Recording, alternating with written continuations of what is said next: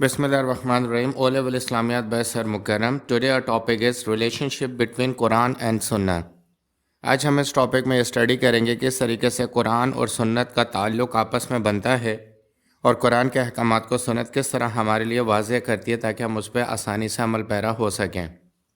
The حدیث and سنہ are either two types. حدیث اور سنت جو ہے وہ دو قسم کی ہے. A.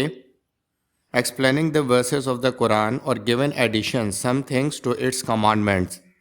پہلی تو حدیث وہ اور سنت وہ ہے جو قرآن کے احکامات کو مزید تفصیل سے بیان کرتی ہے اور ہمیں یہ بتاتی ہے کہ اللہ تعالیٰ کا جو حکم ہے اس کی تفصیلات کیا ہیں، یعنی کس طریقے سے اللہ کے اس حکم پہ ہم نے عمل کر کے دکھانا ہے.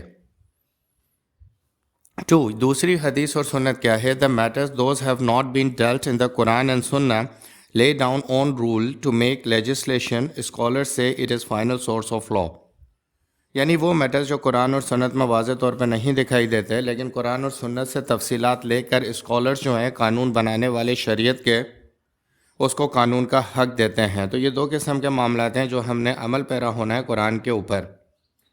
دا قرآن ڈائریکٹ ورڈس آف اللہ. قرآن جو ہے وہ اللہ تعالیٰ کے ڈائریکٹ ورڈز ہیں یعنی کہ الفاظ ہیں. Containing the principle of religion, اور یہ رکھتے ہیں مذہب کے تمام بنیادی اصول. Treat major issues and often deals with subject in brief term, اور یہ ہمیں میجر ایشوز کے بارے میں احکامات بتاتے ہیں اور پھر ڈیل کرتے ہیں وہ تمام معاملات جو دنیا میں انسان کے ساتھ پیش آنے ہیں.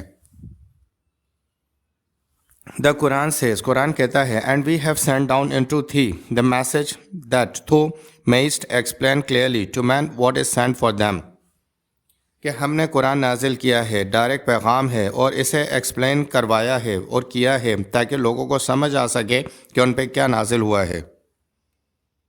قرآن explains the primary role of follow. In so many matters, the practical guidance of living is necessary. There comes the Sunnah for practical explanation.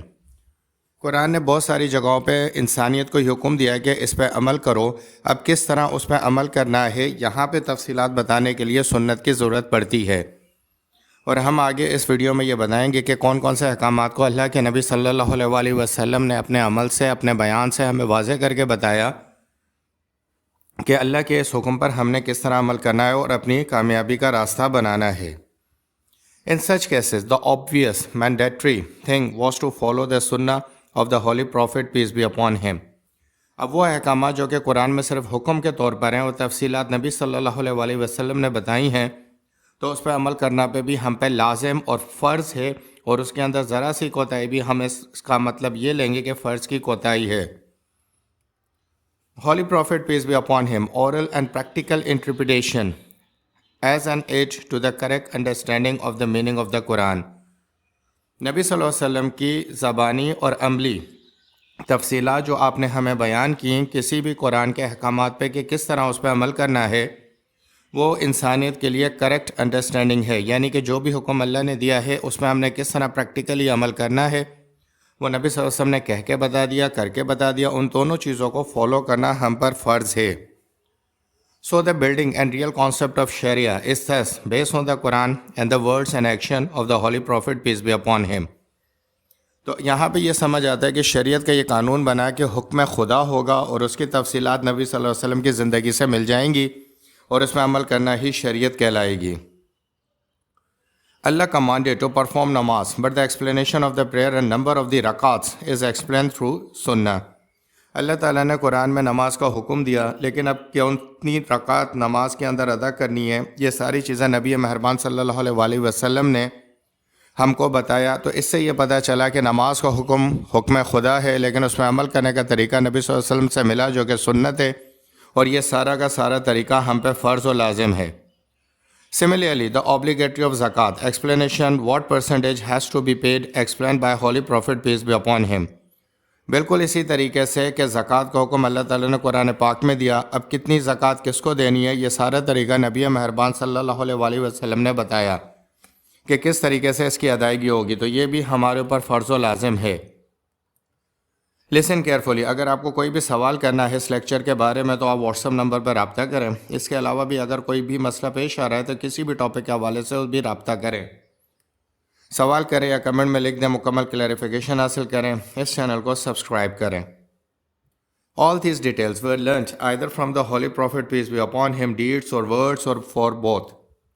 یہ تمام ڈیٹیل جو ہے ہمیں نبی صلی اللہ علیہ وسلم کے اعمال سے ملتی ہے, الفاظ سے ملتی ہے, یعنی آپ کا پریکٹیکل اور اورل پریزنٹیشن جو ہے وہ امت مسلمہ پہ فالو کرنا لازم اور فرض ہے, کیونکہ اسی طریقے سے ہمیں اللہ تعالیٰ کے بتائے ہوئے احکامات مکمل طور پہ سمجھ آئیں گے. قرآن کمانڈس, قرآن حکم دیتا ہے that us should be good or to our neighbors, then a number of hadith further stresses this duty. قرآن ہمیں یہ حکم دیتا ہے کہ اپنے پڑوسیوں کے ساتھ اچھا رویہ اختیار کرو, اور پھر مکمل احادیث, تفصیلی احادیث اور بے شمار احادیث موجود ہیں جس میں ہمیں یہ طریقہ کار بتایا گیا ہے کہ کس طریقے سے ہم نے اپنے پڑوسیوں کے ساتھ اچھا رویہ پیش آنا ہے. From Quran, there are many commandments or statements which needed further explanation before they could become guide for human actions. This explanation and clarification was provided by the Holy Prophet, peace be upon him. قرآن ہمیں بہت سارے احکامات میں یہ بتاتا ہے کہ کس طریقے سے ہم نے اللہ تعالیٰ کے احکامات پہ عمل کرنا ہے, اور اس کے بعد سنت وہ طریقہ ہے جو اس کی ایکسپلینیشن دیتی ہے اور ان احکامات کو کلیریفائی کرتی ہے, اور نبی صلی اللہ علیہ وسلم کا عمل ہمارے لیے لازم و ملزوم بناتی ہے. This is the end of the lecture. Kindly subscribe and share the channel. Kindly comment the video in the comment section. Thank you very much for watching this video.